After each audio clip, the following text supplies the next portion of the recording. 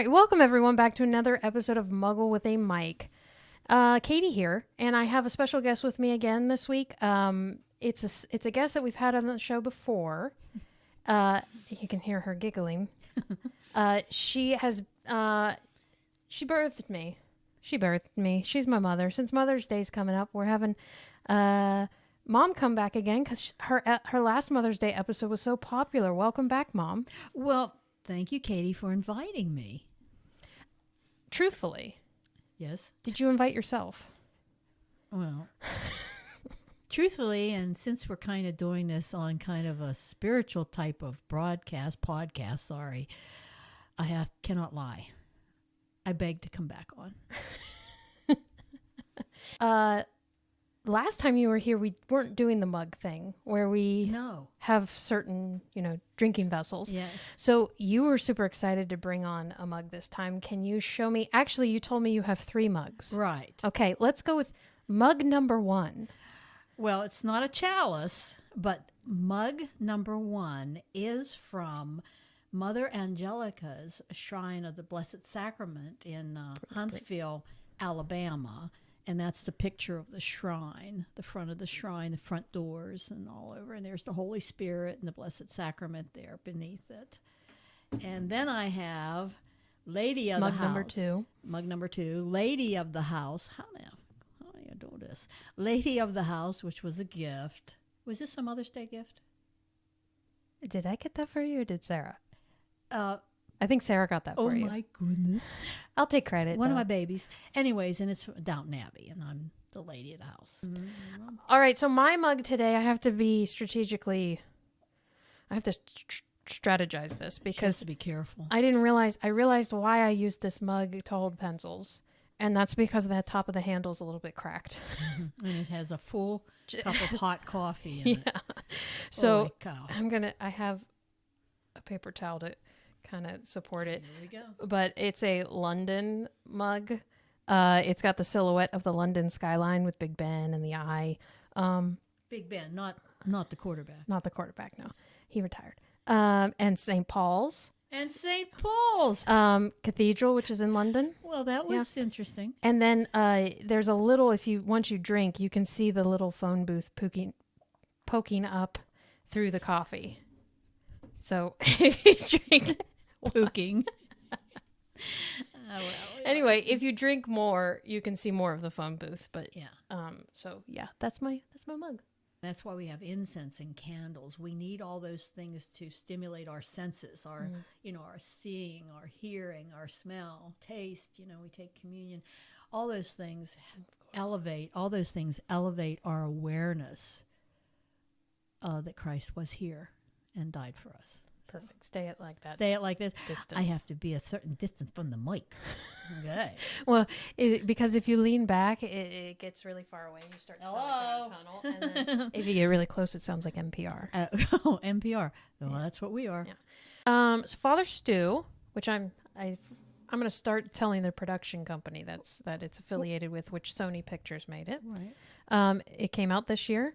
I think this is the second or third week it's been out. It's rated R, probably it should be. Mostly because of the language.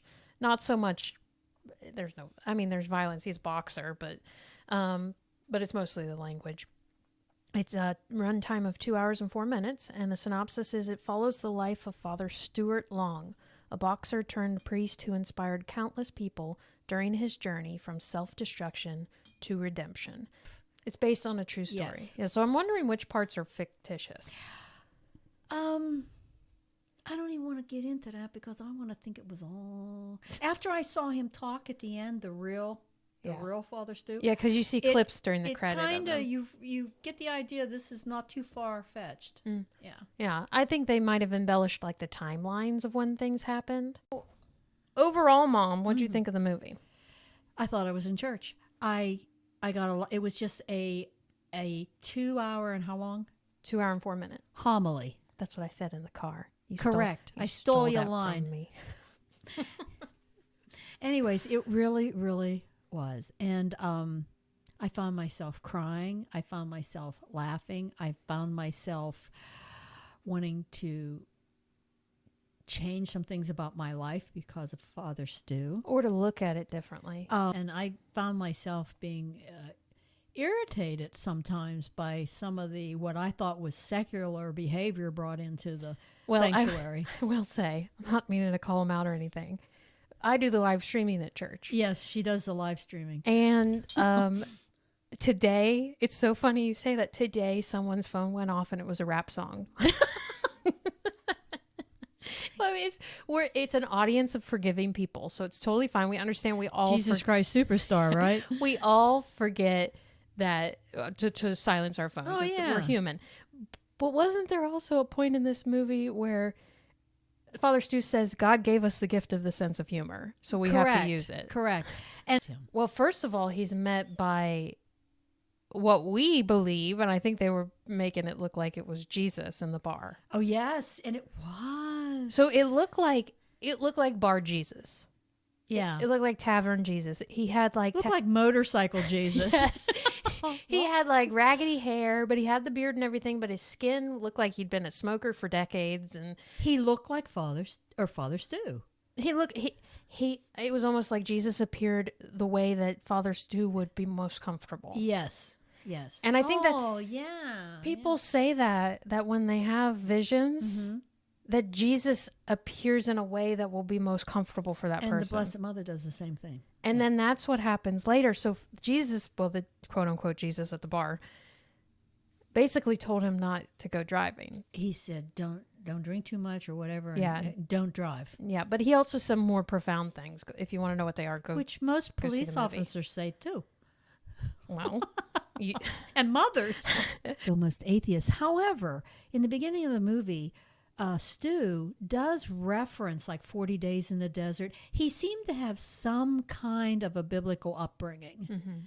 He didn't. well, he was trying to get the girl, Well, yeah. so he probably did And she some was research. she was Catholic, and that's how he ended up going to the Catholic Church, following this girl that he loved. So, anyways, go see. It is pretty. It It is really wonderful. good. It's one. It'll change your life. And don't think of it as, oh, it's just a church movie. You don't need to. It's a good message, whether you go to church or not. It explains a lot about life, suffering, and redemption. It takes someone who's not a typical priest Correct. personality, Correct. and teaches you some really nice lessons of Christianity and the Catholic faith, but from the point of view from someone who you wouldn't expect. Well, I'll tell you, it's the most authentic calling to the priesthood I've ever witnessed, to say the least. Now, Marky Mark is a Catholic. Yeah, he is. But no, really, if everyone does a lot of discernment, whatever their calling is, and to witness this man, this truly was divine intervention. We both of you and I teared up at one point. Oh yeah. Dropped some tears in my popcorn. And I just want to say, anyone going into this thinking, oh, he saw visions of Mary and Jesus, all this, okay, Catholics. No, those Catholics. Whether you believe in that or not, he needed that to get through his suffering. I believe in it. I believe he had. Well, I do believe that visions. God does use us. Jesus does use us to do his Mom, work. but what I'm saying is there are people that don't think the way we do. True, but I think we all have a calling, and I felt called to be a CCD teacher. I felt called to be a podcaster. Okay. Oh, I want my joke. Can I tell my joke? Oh, Mom has a joke. Okay. When God was going to send Jesus down to die and Diagon Alley? die and save us all, he told Jesus, he said, "Now listen, son, I'm going to send you down there, and you have to die to save these crazy people's souls down there. I'll give you 2 ways you can die. You can either die on the cross, crucifixion, or you can die with a swarm of killer bees." And Jesus thought it over, and he says, I'll die on the cross. I'll be crucified. And that's why we do this instead of this. That's a great joke for a podcast. Well, she said that's why we do this, and she did the sign of the cross, and then and then she started swatting batting bees away the killer ferociously. bees. Yeah. Alrighty. I forgot about that. Oh boy, I'm so silly. And on that note,